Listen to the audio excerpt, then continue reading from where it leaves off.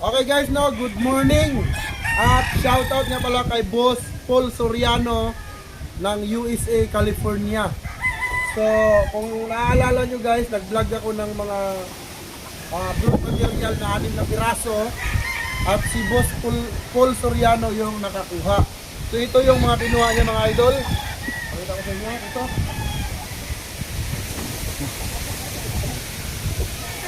So guys, ito yung 4 times winner na Raptor natin.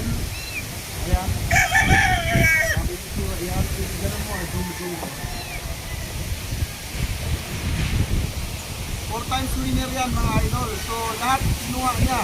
Tapos bumili pa ng ulit na ready to breed. So pakita ko pa yung isa pa.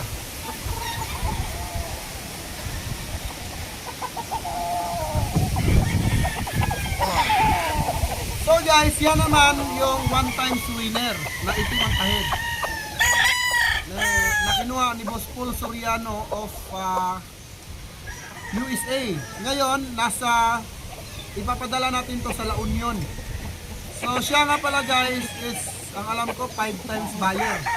No? Pabalik-balik dito sa Game Farm kasi dito siya hiyang. Okay? Dito naman tayo sa kabila.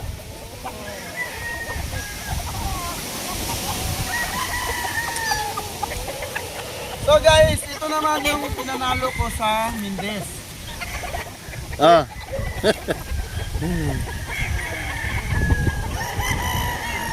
Guys, ito yung 1 times winner na pinanalo natin sa Tagaytay Arena. Ayan. So, kinuha niya kasi siguro ilalaban niya ulit sa mga nakahanda itong mga manok na to. Dito naman tayo guys.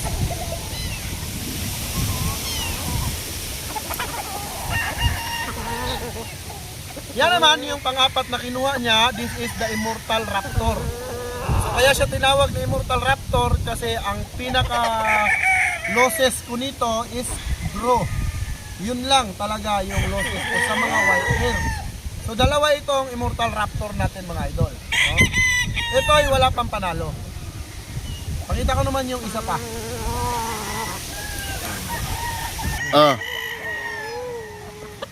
Okay guys, ito naman yung Immortal Raptor natin na naka-plain cap.